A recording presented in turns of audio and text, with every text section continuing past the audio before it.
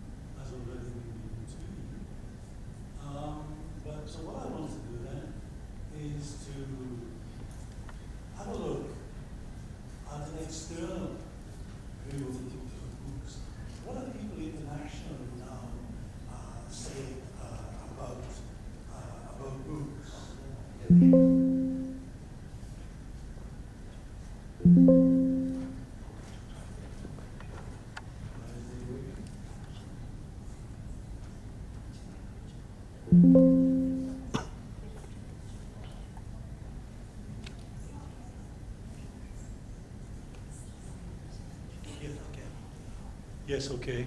Sorry. But before I do this, I was very interested to read in the conference that we are looking at, where is it? Smart learning environments, social change and the future of MOOCs, and smart learning for sustainable society. And my first slide then really does look at this, because what things I'd like to say to you is, first of all, that there is no concept of a single society. Single societies are multi-layered. Let me give you an example. So if you looked at the United States and said, what is American society? The facile answer would be all those people living in the United States. But we know that the United States is an immigrant country. Probably from every country in the world, people live in the United States. So what we find there then is, if you talk or listen to American programs, often people with American passports describe themselves as Afro-American, Hispanic American, Italian American, Jewish American, American Muslims, American Christians. So what this tells you is that in any society there are structures. So a policy then, which for example appeals to Muslim Americans, would not necessarily apply to Christian Americans. And people who are Italian Americans would have a different perception of their status in American society. So one of the things we have to remember then is that when we look at the society, be very careful. So when you're developing a MOOCs, one of the things you need to ask yourself is, whom am I aiming this MOOCs at? And so even in an educational MOOC, depending on what you were looking at, you would have to actually take into account the context. All right? So education then is very much like society. It's multi-layered. We've got education for universities. We've got applied education. We've got education for the industry. And we've got education for schools. Each of those targets then are very different. So the second point is, when we talk about sustainability, everybody now talks about sustainability. If you look at the United Nations outpourings of things, they talk about sustainability. And we all nod our head and say, yes. But ask yourself the question, what is sustainability? In my own field of tourism, then I know from spending a career and a lifetime studying tourism, sustainability doesn't exist. You say, that can't be right. It does not exist. Let me tell you why. Because when we look into sustainability, there are two dimensions. What you want to keep, what you might think is good in society, good for the environment, good for the economy. And you ask yourself the second question, what is bad in these areas and how do we get rid of it? So sustainability then is a contested word. And don't just simply say, we are going to do something which is sustainable. Because sustainability means you look to the future. And nobody can foresee the future. So what we have to do then is to look very carefully at the past and where we are now and use that as an information base to try and devise something which is acceptable and will last for a period of time. So what I'm saying to you then is when you use words like society and look, when you use words like sustainability, they are contested. And I was demonstrated this last week.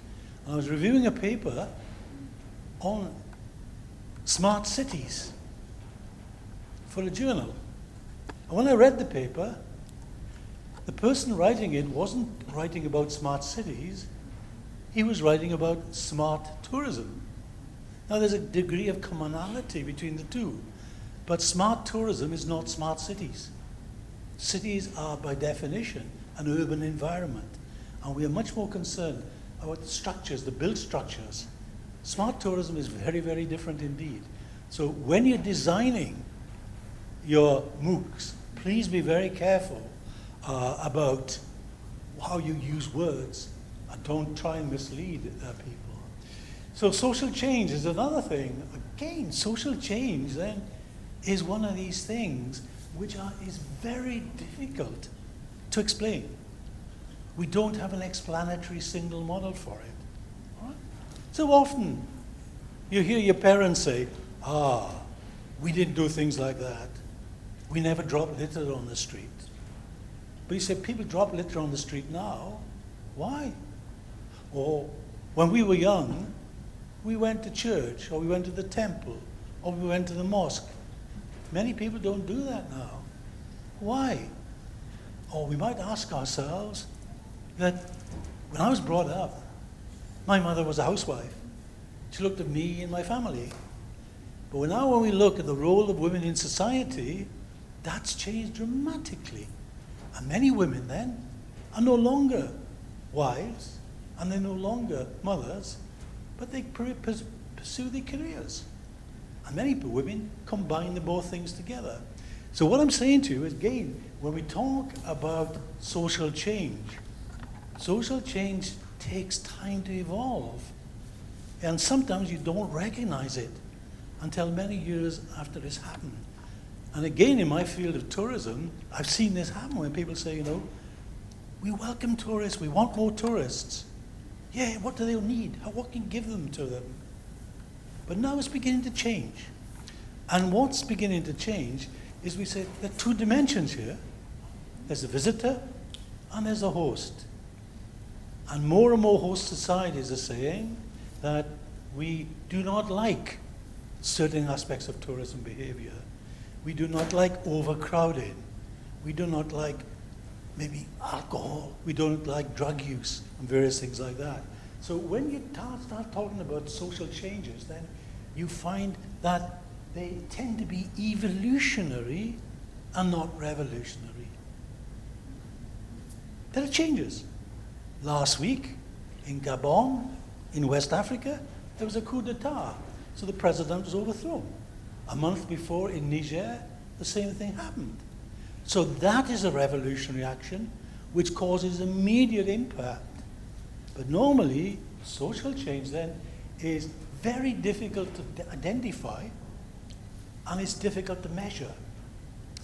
And I know in my field of study that social changes have been induced by tourism, and many of those changes are beneficial to the residents of the areas where tourism takes place. Others have been highly problematic. Let's see if I can get this to go. Now, when I said that changes are evolutionary, not with COVID, I would argue that COVID has been one of the most dramatic changes in my life and in your lives. Think about it. I was fortunate to escape COVID. Maybe most of you were as well. Some of you wouldn't have done. But think about what happened about COVID. It had a global impact immediately. Our lives as we lived them stopped. We were restricted in our personal freedoms. I can speak from the UK.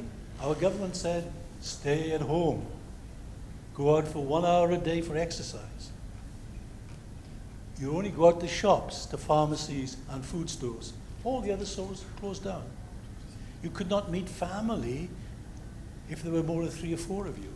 Though these personal restrictions then were something I'd never experienced in my lifetime, and I suspect most of you never experienced them as well.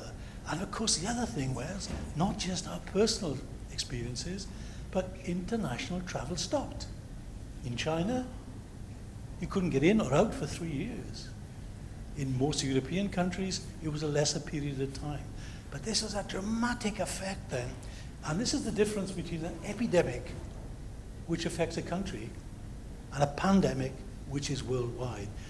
I have never known this, and I don't think many of you would have known anything at all which was dramatic as this. Okay then, so why am I telling you this? Okay, let's have a look.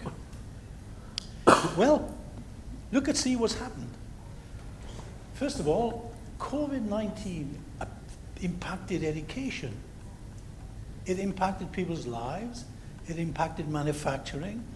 Name it, and it happened. All right? Many people found they couldn't go to work. So what happened? They began to work from home because of internet connections and things like that. But think about this in education. You could no longer attend a campus. Not possible, because it was interaction. Secondly, no longer was face-to-face teaching possible. No longer was teacher-centric. When I say teacher-centric, the traditional method of education, the student went to the college, the student went to the school, and they listened to what the teacher said. That wasn't possible. And obviously, they no longer had access to campus libraries and facilities. So the question became, how could educational services continue? Because governments recognized and realized that these services, you could not stop education. Because, of course, we didn't know how long COVID would last. 2 months, 3 months, a year, 10 years? And in that period of time, you simply couldn't close down education. So one of the interesting things was, before COVID, probably 10 years before COVID, we started to develop seriously online courses.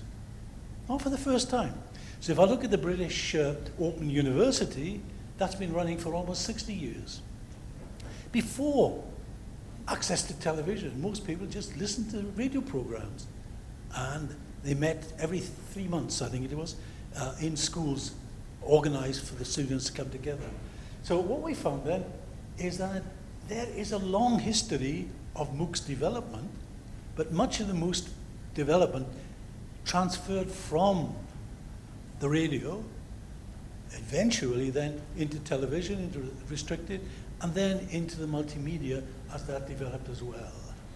And one of the problems was that I think at that time of COVID, that online learning, if you like, let's call them MOOCs, okay, was a peripheral activity in education. It was something which was developing, but not mainstream.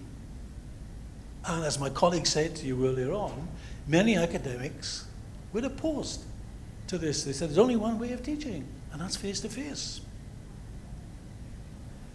But is that right? Because if it's face-to-face, it means we have access to the campus.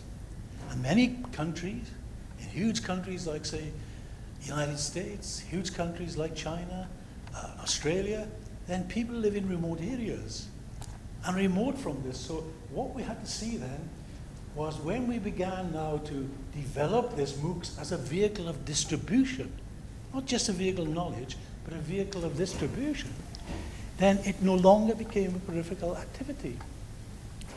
And for this reason then, many governments recognized that not only had the development of online courses shifted from the periphery to the center, this didn't mean that MOOCs as a concept disappeared. When we talk about massive online, this means that people who do not study these classes for academic purposes, they don't want certificates, they don't want degrees, they can still do it out of interest. But the universities and others said, if we're going to do this, it's going to cost us money. And why, if we're going to put these things online, and if they're equivalent to what you would get being in the campus, then obviously we need to examine them. And we need to make sure that our examination procedures are the same as what would happen if you were doing these in the campus rather than online. So I think what we found now then, maybe one of the very good things about COVID, if we could ever say that, is that it brought online learning from the periphery to the center. And not only is it a mechanism now, if we are faced with similar epidemics in countries or pandemics, we have a mechanism where we can continue education. And I'm not simply speaking here about university education, I'm speaking about education from schools upwards, from kindergartens upwards. So the distributive mechanism is now there. What we have to make sure is that as we develop our MOOCs, that we've known what our target market is. It's different developing a MOOCs for a master's program than it is for a school program, for example. So we have to make sure that there is a definite idea of the role of MOOCs. And again, I don't want to go over this because many of these points were made this morning and were made much more elegantly than I can do them. But what we find then is because of the way that MOOCs has come from the periphery to the center, then much more of the course development is now mixed. We develop courses which we can either teach in the campus or we can teach the equivalent of them online, with obviously a different management of things like assessment and the rest of it. And now, of course, the development and the delivery is much more student-centered than it was. So instead of us all going to sit at the feet of the lecturer or the professor, he or she comes to us. And this becomes very, very important indeed. And that's a fundamental change. And one of the factors which was touched on this morning is that many career academics do not like online teaching. Why? Because we were brought up in a tradition where I talk to you and I can see you and I can soon sense if you lost interest in this particular lecture, and I might be able to change direction. Online, we are effectively talking to a camera. It's not the same intimacy, it's not the same regulation as we would have there. That's been, I think, a superb, big change. But what were the advantages? As again was said this morning, if you're running a MOOCs, then that MOOCs can be picked up by any reader in the world. It can be picked up by any course in the world. And when Professor Han Ching was developing these courses down at Polytechnic University in Hong Kong, then what could we do? Well, for example, in one particular program on luxury management, we brought in a French expert. This guy had run these big Prada and all these famous names, luxury brands. He came across and he spent time with us. And that cost a lot of money. But what we can do now then, we can look around, pick a course which already exists online, pay a fee to use it. So what we've been able to do through the development of MOOCs is to internationalize our programs. And that, I suspect, is a very important thing as well. So not only do we internationalize our programs, but we can tailor them to our particular markets. And maybe the last thing I would say is that we always felt deprived if we didn't have access to a university library and a university depository of special books and equipment. Now, of course, the internet is a new library. And that's a very important point, because we can get access then. If you want to find out what's in the American Library of Congress, you can go online. If you want to know what's happening in Brazil today, you go online.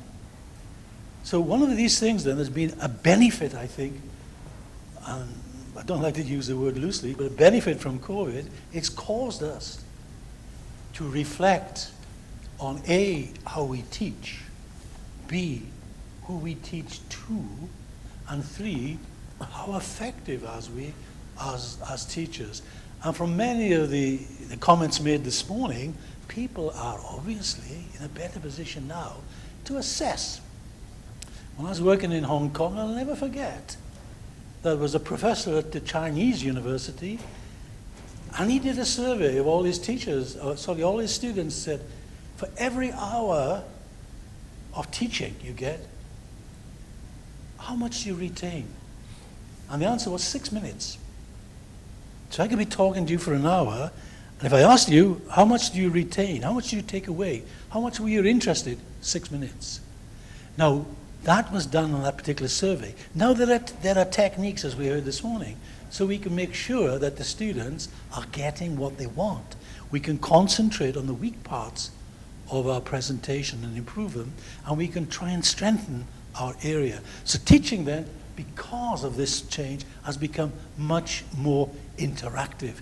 It is not, as I say, completely now campus dominated. So current challenges and opportunities, I'm not going to say anything about this because most of it was said this morning. And I was very interested to hear, I'm not a technical expert in this area, my field is development economics. And I was very interested because I listened to the new concepts coming out. I listened to the new techniques was being used. But buzzing around the back of my mind was one question. Are these implementable? Are they fit for purpose? Can I use them in my work? And sometimes I look and say, no, I can't. But other times I find I've been able to do it. So when you talk about things like artificial intelligence, things like deep dredging of data, dredging is a hugely advanced technique because we can now deal with volumes of material we could never do before. So from my point of view, in my areas, that's a very important thing. There's a big debate going on in the British press at the moment about artificial intelligence. And there are 3 sides to it. One, trying to explain what artificial intelligence is. And on one side, people are saying, this is terrible. It'll intrude on my privacy. It will force me out of a job. I don't think this is something the government should support. On the other side, of course, the government is saying, well, look, there are benefits in artificial intelligence. We can do things we've never done before. Let me give you a quick example. Breast surgery. So you find a lot of women then suffer. One of the big scourges of women is breast cancer. And we have programs to do breast screening and all the rest of it. With AI, we can now apparently reduce the time between doing the mammograph and getting a result by 75%. That is such a huge, important thing in terms of women's health. AI also helps us to design different techniques to approach different problems. So the jury is out, if you like, and very much like MOOCs. There are advantages in it, there are disadvantages. And what we try to do then is look for the balance. And I'm in exactly the same situation as you. If you're designing a MOOC, ask yourself the question, is this fit for purpose? And the question is, what is the purpose of my MOOCs? And if you ask yourself that question, then this will help you to concentrate on what you think are relevant in that situation. So, ladies and gentlemen, thank you very much for listening.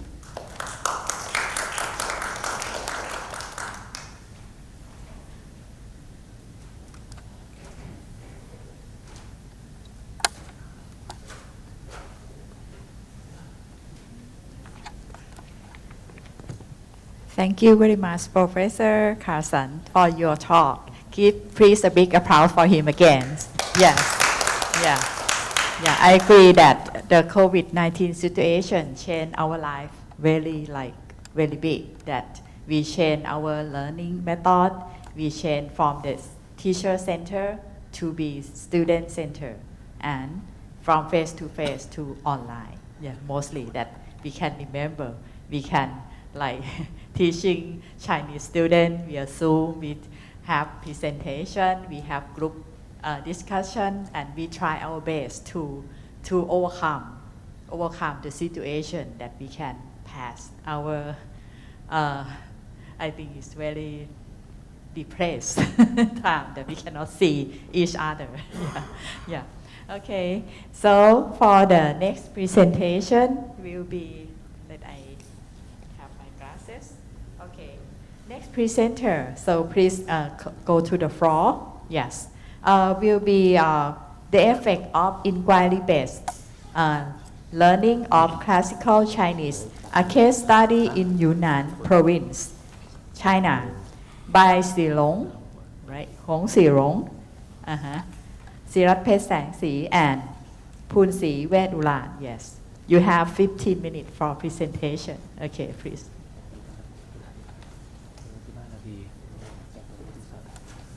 Okay, you file your file, okay?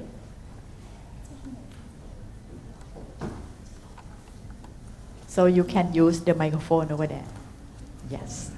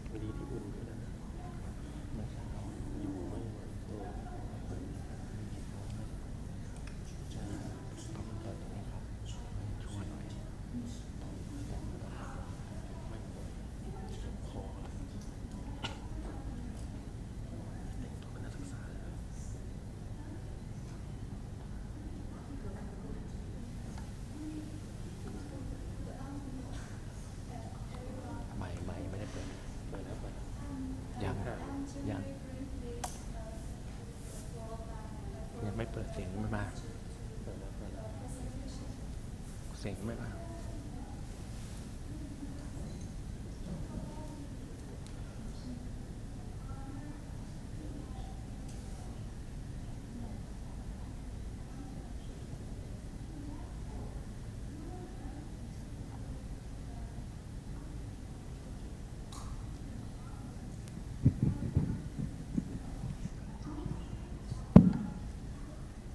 Good afternoon, everyone. I'm greatly grateful for the privilege to present my summary of my journal. This is to consent, please a brief introduction of myself. I'm Ho Surong. My major is education, technology, invocation. This is my topic, in factor of inquiry-based learning of classical Chinese, a case study in Yunnan province, China.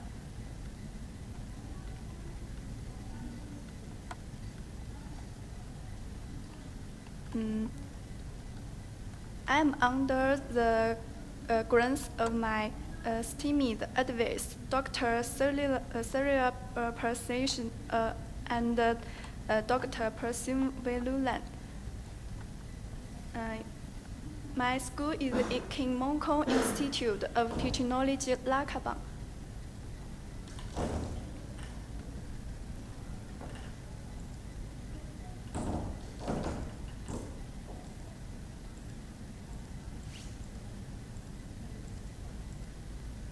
Contents.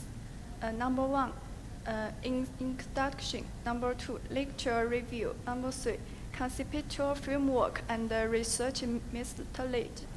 Number 4, research and suggestion. The focus point of my research reviews around investigating the impact of inquiry-based learning on the understanding of classical Chinese. This exploration is conducted through a specific case study in Yunnan province, China. Background. Number 1, high school students in China studying classical Chinese courses face a significant difference and a dependence on textbook-based knowledge, dissemination, and one-way communication teaching methods. Number 2, integrating digital media technology into exploratory classical classroom teaching has posed a challenge to traditional teaching methods and knowledge dissemination.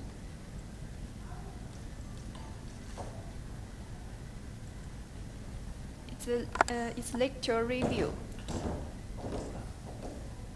For inquiry-based learning and digital media for education. Inquiry-based learning advantage, fostering learners constantly and desire for exploration, cultivating learners' executive thinking skills, enhancing learners' problem-solving abilities, innovation, complementing and enhancing teaching methods. Digital media for education. Digital media teaching is a new educational model that combines digital teaching knowledge with multimedia education, selecting digital teaching media to influence score based on teaching objectives and learner characteristics. Integrating teaching concepts and ideas with modern digital teaching methods. It's a computational framework and research methodology. IV is for traditional teaching methods and inquiry-based learning. Traditional teaching methods it's control group students. DV is achievement test scores. In quality-based learning for experimental group students, DV is achievement test scores for capture test scores.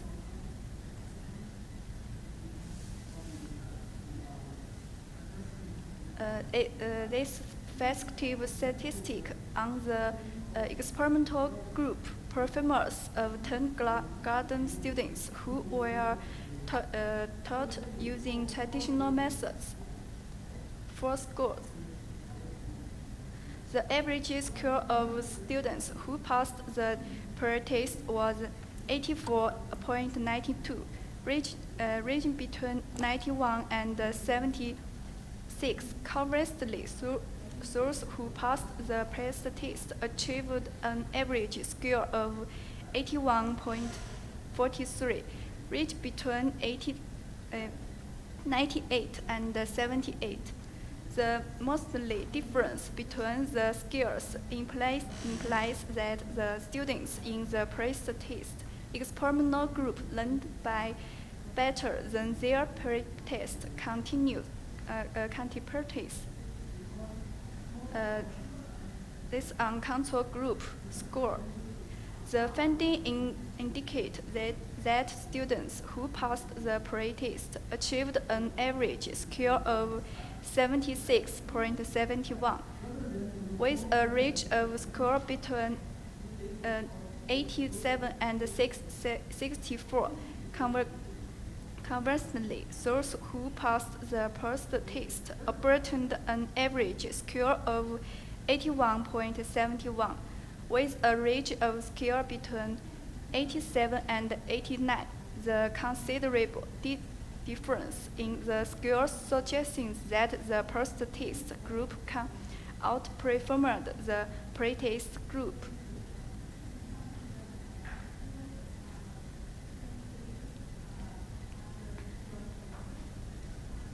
The independent test group students. Where that in the control group was 81.71, the experimental group's score was significantly higher than the control group's, with no singing 0.109, greater than 0.05, indicating no significant difference in students' achievement score between the two teaching methods.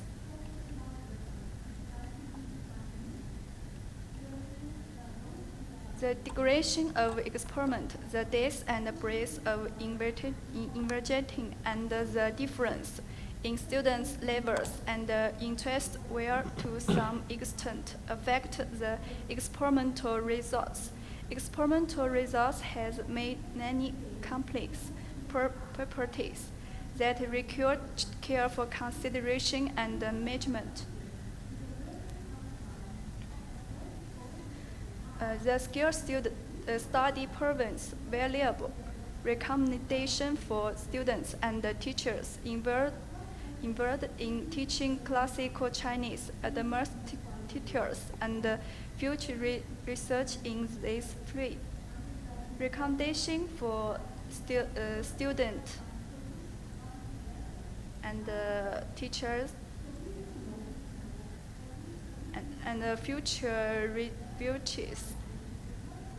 I think I can see future researches and research to cater to the needs of different charities and open up new learn space.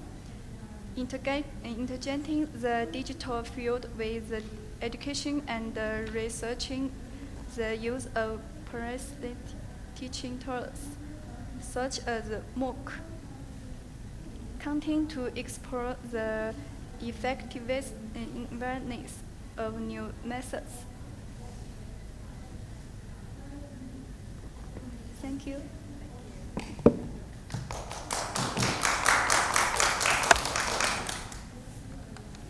Okay, thank you very much for your presentation, Si Rong Hua. Do you have any question from the floor?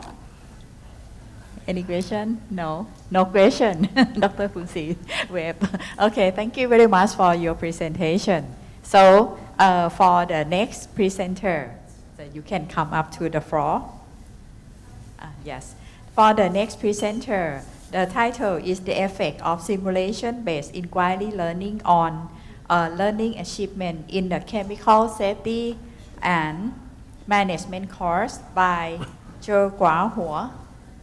Yes, please. You have 15 minutes for presentation. Okay.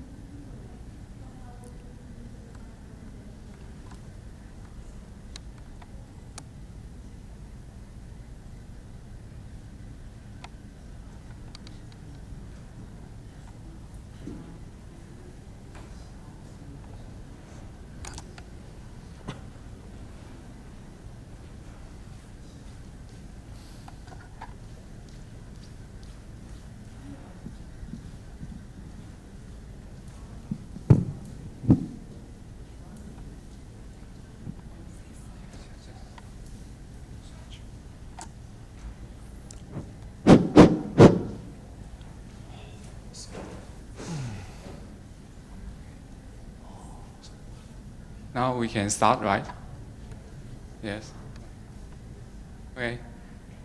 Thank you, thank you, Professor Srirat. Good afternoon, ladies and gentlemen. Pleasure to have presentation here today. The topic we discussion is the effect of simulation-based inquiry learning on learning achievement in a chemical safety and management course. Before I start my report, please allow me to introduce myself. I'm Huang Zehua, and now I'm learning in King Mongkut's Institute of Technology, Lakabang, Thailand. And Professor Srirat Pasang Sri is my advisor. I divide the report into 7 parts. So now let's start at first part. This research is to explore whether the virtual reality simulation technology and inquiry-based learning can improve students' learning achievement on chemical safety course or not. Why do we apply the 2 methods in chemical safety course? Because in recent years, the chemical accidents caused many people to be injured, even die. Especially, an obvious example, in Tianjin, Beijing on August 12, 2015, the nitrocellulose in Weihai company caused a heavy explosion, and the explosion killed 173 people. Usually, the cause of the explosion accidents is employer's non-standard operation. Although it already catch teachers' eyes, students still feel bored because they can't experience the disaster directly, especially, for example, our eyes cannot feel that. So the objective of this research is to solve this problem. And I list some details in literature review. So we start at the Over Cloud Platform Simulation Experiments Training System. This system is used in this research. And because the name is a little bit long, so we call it OVL system. It's developed by Beijing OVL Software Technology Development Company. One of the advantages of this system is students can comprehend the knowledge, like laboratory environments, and train hands-on ability. This video is a part of the overall system. Now, I play the most interesting part. Please prepare your hearts.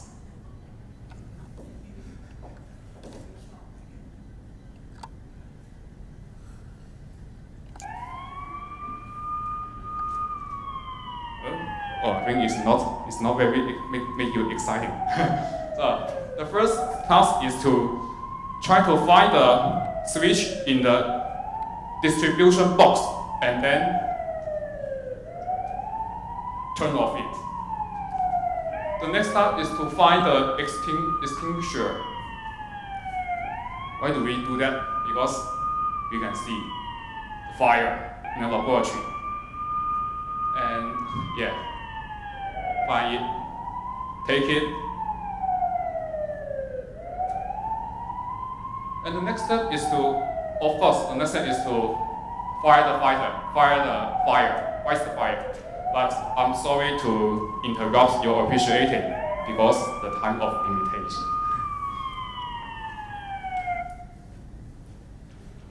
So now we go on to talk about inquiry-based learning. Actually, inquiry-based learning is an approach. In this approach, students can ask questions, make assumptions, and design their projectors. The advantages of inquiry-based learning includes, but not limited, comprehending knowledge deeply, learn how to collaborate with their group members or classmates, and I think it's the most important, to formulate the lifelong learning habits. In this research, inquiry-based learning is divided into 5 steps, involving asking questions, make assumptions, formulate plans, implementing plans, and drawing the conclusions.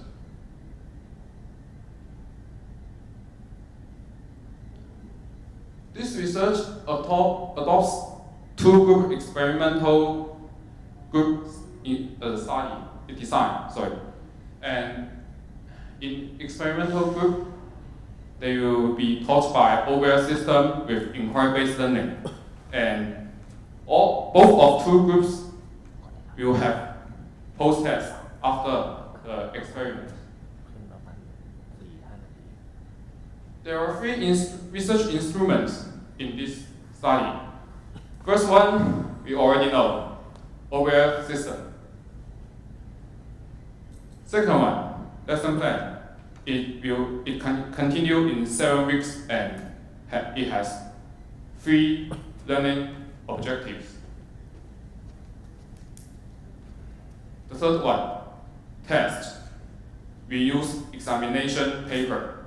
The topic in this examination has fill in blank, multiple choice, true or false question, short answer question, calculation, case analysis, and essay questions. Each group has 60 students, and all students are selected by cluster sampling random. Sorry, it's too fast. I entered the wrong button. Sorry. Oh, yes. Cluster random sampling. And before this study, they are not exposed to the related knowledge. The experimental group taught by simulation technology with inquiry-based learning and control group taught by traditional method. After 7 weeks, they will have examination. That means the test. And when we get their scores, we will use independent t-tests to analyze the data, like to check whether there's significant difference between two groups.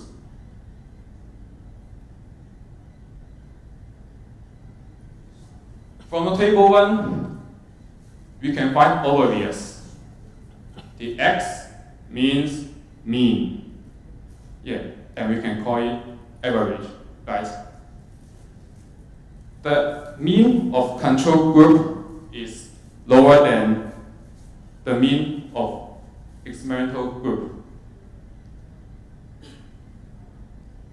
I think when we get the results, we usually focus on the p-value, right, everybody?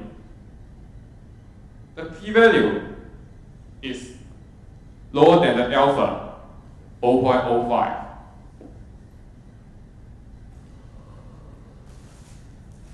So that means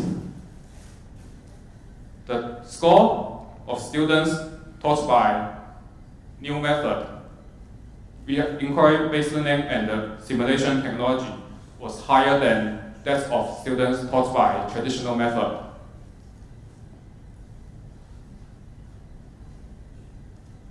Jana also get the similar results. One group taught by simulation, virtual reality, and other group taught by PowerPoint slide. And after that, they did the same test. And the score of the group with virtual reality was higher than the score of control group. Another study also get the similar results. And before their experiment, all groups did pre-test, and the scores between two groups is similar. But after the experiments, the post-test scores of experimental group, and that means the group by virtual reality, was higher than the control group with traditional method. Why we can get these results? I think the reason is virtual reality has simulated experiments, colorful images for students to comprehend chemical safety knowledge deeply and clearly. Another reason I think is the inquiry-based learning can lead students to use critical thinking and creative thinking to analyze the problems and express their ideas braver than before. But I think the most important factor is they can experience the disaster directly, especially for their eyes. It will make them have deep impression.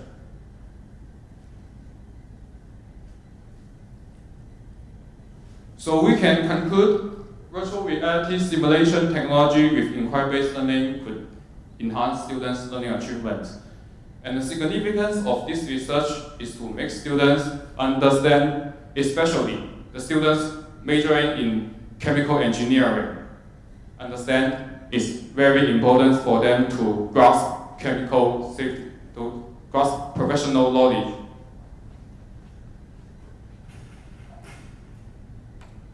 Of course, OER system also has MOOCs. And I think in the future, inquiry-based learning can be applied in MOOCs too. And I think another significance of this research is the methods, these teaching methods can be used in other kinds of the users, like the employers or workers who works in high risk in enterprises and or the factories. So that's the end of my report. Thanks for everyone's appreciating. Thank you so much.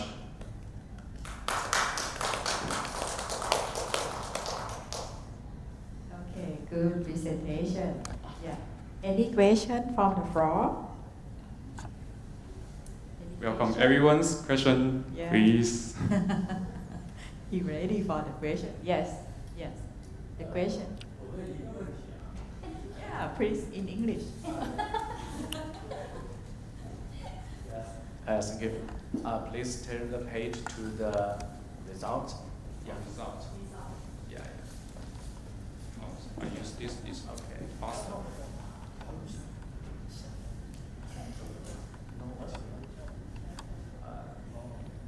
Next page. Oh, pause. Yeah. I see the P is 0.000. Why the result is from this? Why is the result is from this? Yeah. First, thanks for your questions. Actually, I have no idea too, because the data is analyzed by a dependency test in SPSS, and at first I'm also very curious why the p-value is 0.000. What's wrong? It's normal. And yes, but I have to accept the fact. And are you willing to give us some advice or give us your opinion, please? Well, continue with the questions of the 0.000 p-value. Yes. I would like to ask researcher. Yes. So what is the meaning of the SD on your result? SD. Yes. What is the meaning? When is the meaning of the SD which is shown as 10 or 8? Yes. What does it mean? What does it mean? Thank you for your questions at first. For my comprehending, just my opinion. And besides that, I'm sure that the SD means standard deviation. But yes, I know this concept, but perhaps I really forgot the standard deviation, what it means. And Professor Princey, if you are willing, you can share with us the SD meanings, or other your opinions. Are you willing to share with us? I would say that the number of the SD that you earn this time is very high. Yes, it's very high, which is mean that is a various. Yes, is a big gap between the score of some of your participants. Yes, it means that some are very low or some are very high. Yes, it's not in the same directions. Yes, so that's why it is huge. Yes, and with the p-value, yes, of this, it also means that it can prove that if we do this another 1,000 times, it will be the same result. This is the statistic. Yes, explanation. Yes. So well done with your research. Yeah. Okay. Thank you, very Professor. much. Thank you, Princey's opinions and advice. Thank you, Professor Princey again. Thank you. You do the good presentation. Okay. So the next presenter. Okay. This is the last. Before that, please let me thank you, Professor Srirat again. Thank you so much. You're welcome. Thank you, everybody. You're welcome. Okay. So the next presenter and the last one of our session here, Mr. Yan Wang. Will present this topic in investigating the cutting-edge skills and competency in advertising practitioner through an engaging interview studies by Yan Wang, Punsi Wetulan, and Pantipa Siwa Pirun Tep. Okay, you have 15 minutes for presentation. Okay.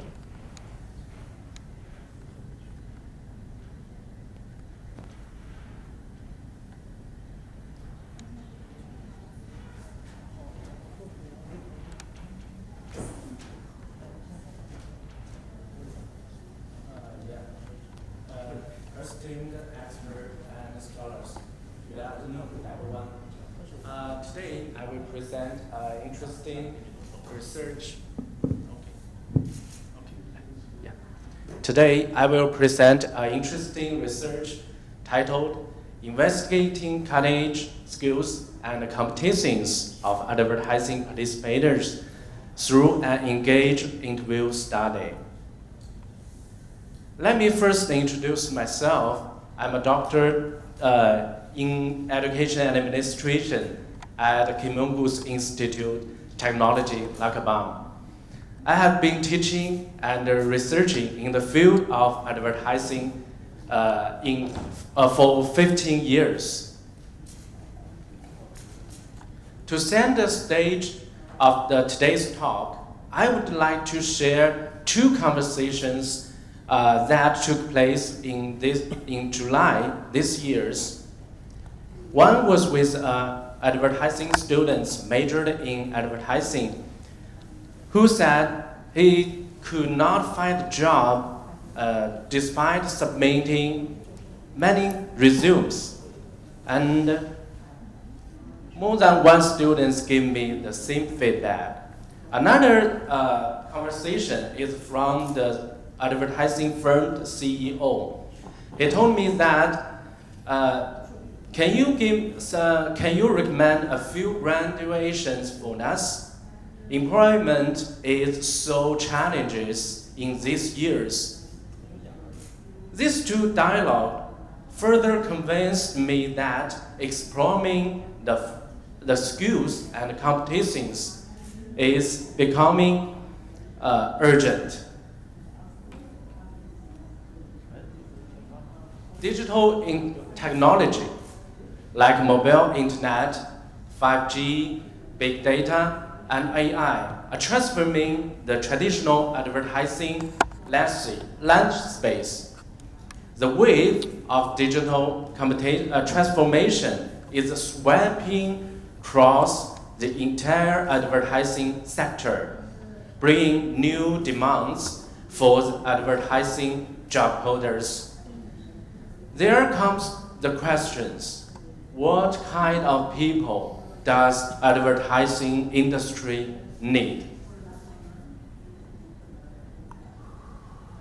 To address this question substantially, I collaborate with Professor Punsi and Professor Panipa.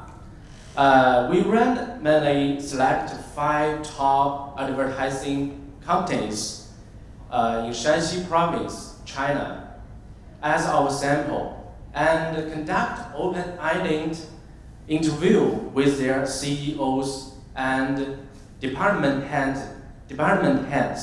Actually, the number of interviewees was 12, including 10 males and 2 females. Their average working hours were 11.5 years.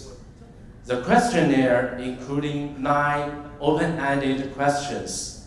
We talked to them face to face in the April this year to May, and some of them we interviewed by using the phone or WeChat voice. We employed the Envivo software for analyzing the connect data.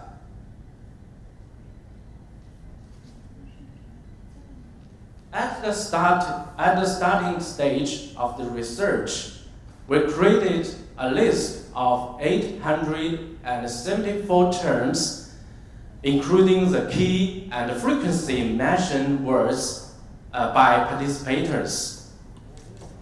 During the open coding process, on average, 118 open codes were created per audio file. This was then condensed into 81 precise open codes for actual coding. Through open coding and actual coding analysis of interview contents, we identified 8 key dimensions influencing advertising job holders' employability.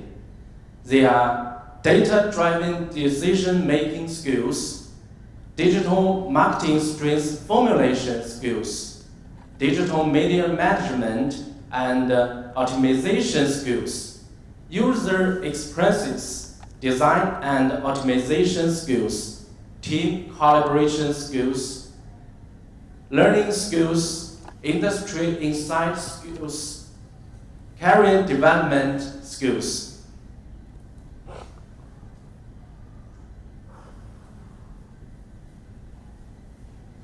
Further analysis of these 8 dimensions led us to recognize 4 core capabilities advertising professionals need to precisely in the face of industry digital nations: data-driving decision-making skills, digital making strengths digital marketing strategy formulation skills, digital media management and optimization skills, user experiences design and optimization skills. Let's focus on these 4 key digital skills. First of all, the ability to drive decision making by numbers and ability mentioned by almost all interviewees. In the context of this digital marketing advertising, agencies are increasingly fond of the employees with the data mining, data processing, data visualization, and the specific competitions, including another 3 skills, have been shown on the screen. Digital making strengths formulation skills, including 4 skills: digital position and display of products. 2, selection and use the digital promotion tools.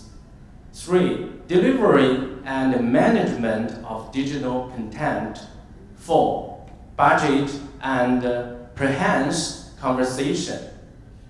Digital media management and optimization skills, including 2 skills, that is, digital media metro construction, owner and paid. 2, digital media volume optimization. User experiences design and optimization skills, including 2 skills. First is user research, and the second is interaction design. After each of these steps, we answer the possibility: what kind of people does advertising industry need? That is, advertising agencies expect employees with these 4 key digital capabilities. At the end, In response to the topic of these conferences, IEC 2023, the topic is social change and the future of MOOCs and smart learning for sustainable society in merging technology and application. Our study first contribution, our research first contribution is building a bridge for the undergraduates and major and professionals to narrow the digital gap. They can follow the four core skills and find the related online courses to improve their competencies. Additionally, the findings can guide the development of advertising professional MOOCs and bring new concepts to MOOCs design. Education Institute, I think, can collaborate with companies to create personal MOOCs based on real business case. And I also believe that in the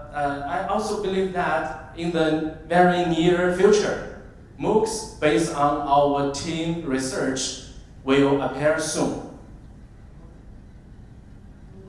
Finally, as a broader social impact, once the advertising industry has the engine of digital transformation, it will make a great contribution to society economic development, because advertising is a predominant of the economic, no matter what area.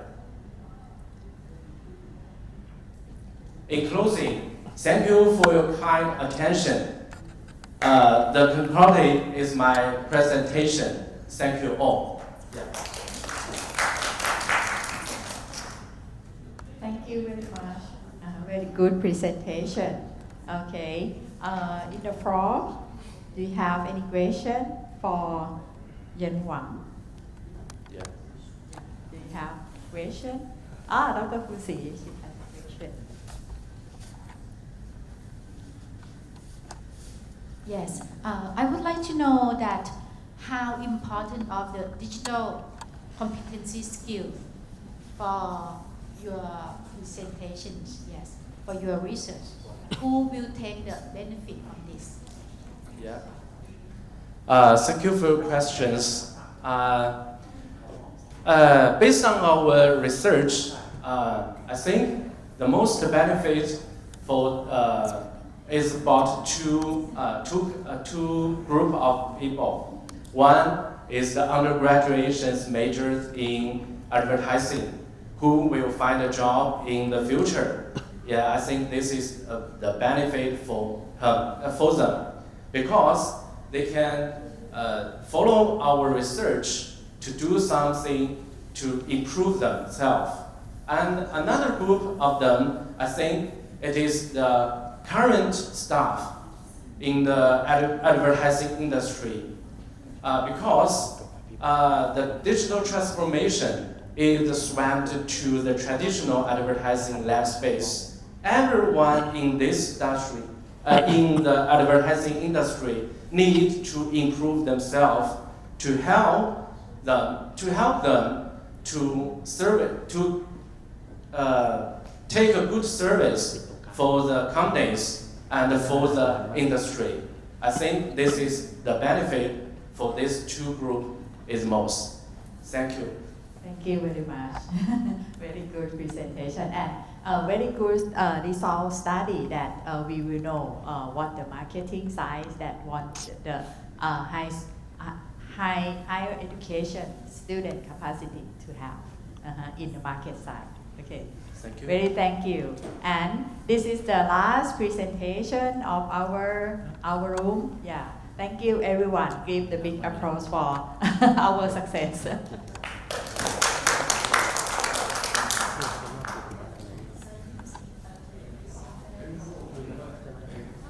So this is the certification. Okay. Okay, next section is the certifications, yes, provide for the each speaker. Let me invite the first speaker, yes, as Hua Silong. Yes. Okay, just a minute.